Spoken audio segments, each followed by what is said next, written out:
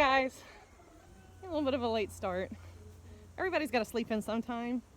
Made ourselves some breakfast, kind of taking our time. And ever since we lost Gunther, I've been taking precautions and closing my goats up every night. So that means every morning I have to let them out, which is totally fine. I'm out here anyways. So let's go ahead, get the day started, let the animals out. And I've got something that kind of just breaks my heart to show you guys. But that's towards the end of the video. So let's go get these girls out of the barn. Good morning, girls. Well, you guys look like you are ready to get out of here. How are my girls? How are they? Oh my gosh. Oh, here's our ever pregnant girl. She looks so big. Hi there, Rapunzel. You been in the mineral bucket? Have you been in the mineral bucket? Oh, he looks so uncomfortable. All right. Hi, Rosie. Hello, Rosie Roo. Hello, Rosie Roo. Good morning. Oh, you got some yucky noses. Huh, have to look at that. All right.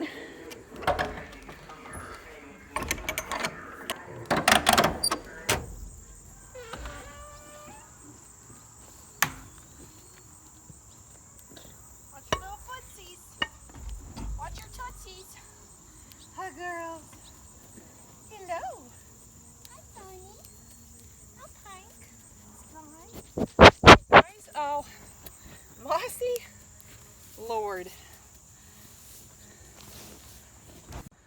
So with Rosie, with her little nose like this, it's probably just due to the little bit of weather changing that we're going through. So it's only getting up to about like 70, high 70s during the day this week, but nights it's it's dropping down to the low 50s. So that 25 to 30 degree swing from the high heat of the day to the low heat of the day, I think it's just got her nose just a little icky, which isn't uncommon, but this time of year you really need to be watching for pneumonia and respiratory issues with that temperature rising and dipping so much. So I will definitely be watching her, and if we need to treat for pneumonia, then we will. But right now she doesn't sound like she's having a hard time breathing. She's just got a little snotty nose. It's like a little summer cold, huh?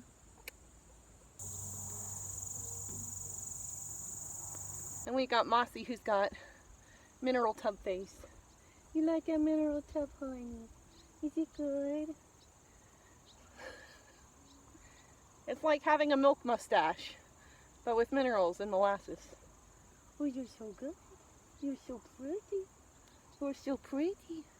Next up, we gotta let the chickens out. I'm sure they're ready to get out too. Stand off at OK Corral here. Chingo, they will get you. They don't like you. Got Tabitha and her two bouncers. Hi, Tabitha. Hi, boys. Go on now, move. Go on now, move. We gotta get ready to open up everything.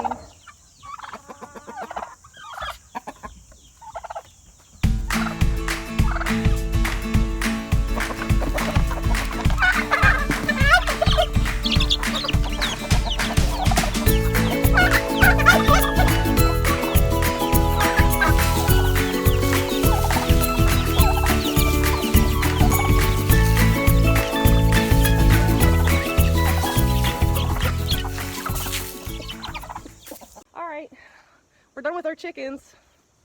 Let's go see what broke my heart yesterday. So I was really hoping to make a great video about the project I've been working up here at the end of our driveway, because it had me really excited and it was something Mark and I have wanted to do. And then yesterday I came down here.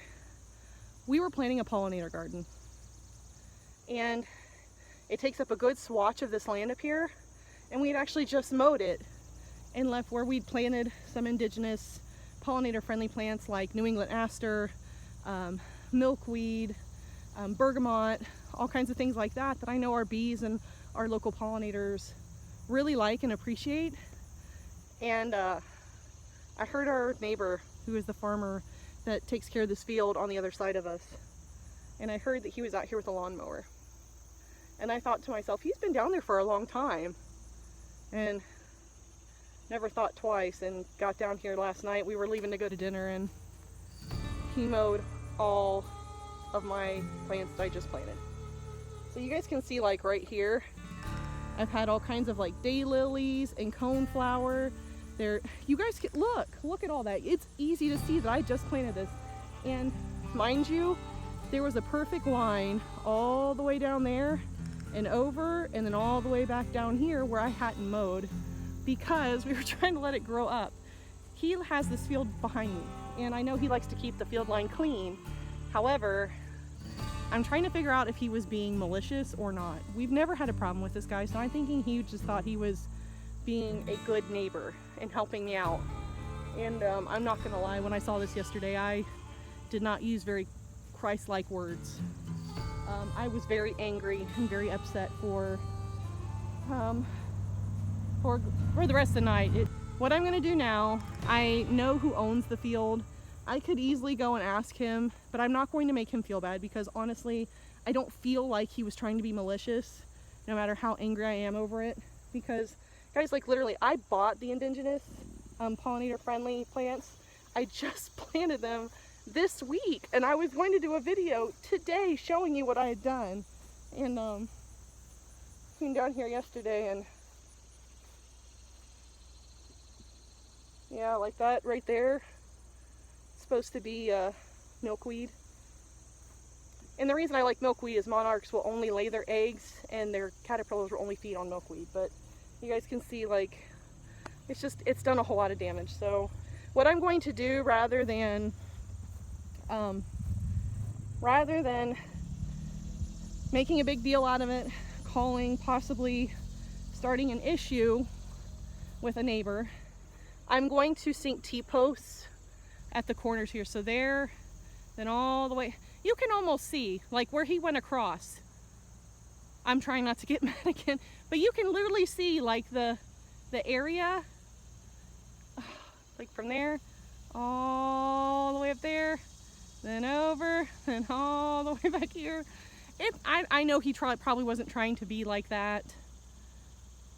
But he's an older fellow, so I'm just gonna write it off. So he thought he was being neighborly, and he really wasn't doing me any favors. Actually, he ruined my night last night. But I'm just gonna go ahead and sink some T-posts on the corners of this and run a thin wire around it to kind of just let him know.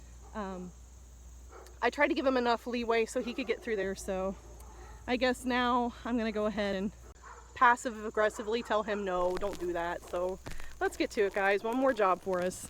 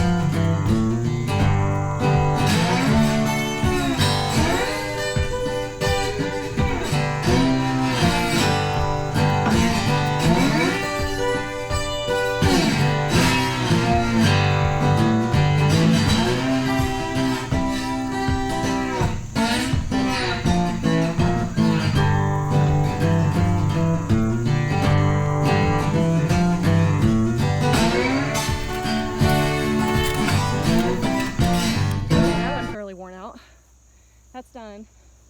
Not a perfect triangle, but obviously I didn't plant in a perfect triangle. And for those of you that are like, well, a lot of those will grow back. Yeah, you're right, they'll grow back, but if they keep getting cut down, they eventually can't regen. That's the difference between like actual flowers and plants and weeds. Weeds can regen, you have to pull them out by the roots. These guys have just gotten in here. It's August, it's a drier month, so I'm having to water them to get them established. If you keep cutting them down in dry conditions like this, they're not going to come back. So I went ahead, put the wire around, drove the T-post, so hopefully, and I do mean hopefully, this does it. And this is just my I know I called it passive aggressive, but it's just my way of telling him, hey, I don't want you to mow this, without being mean about it, because I'm afraid if I call, I'm going to get a little impassioned about it and upset, and I don't want to convey that to my neighbor. I honestly feel like he probably thought he was just doing a favor. He's done this in the past and it never bothered us, and this is the first year we've been establishing this pollinator bed. So it's not like I called him and say, hey, farmer next door, I put in a pollinator bed. I just figured he'd see the freshly planted flowers, and that was the only place that hadn't been recently mowed and was about 7-8 inches tall in grass, and he'd figure, oh, they don't want this mowed. Instead, he must think we're lazy and that we just ran out of gas or didn't care to do the middle. So all right, that's gonna do it for us today, guys. I've got a million other things to do. We caught a coon behind my flower shed today, broad daylight.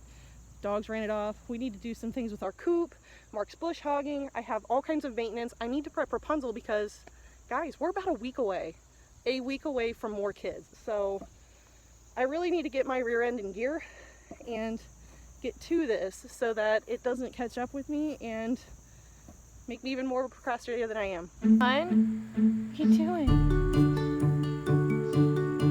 Look at that little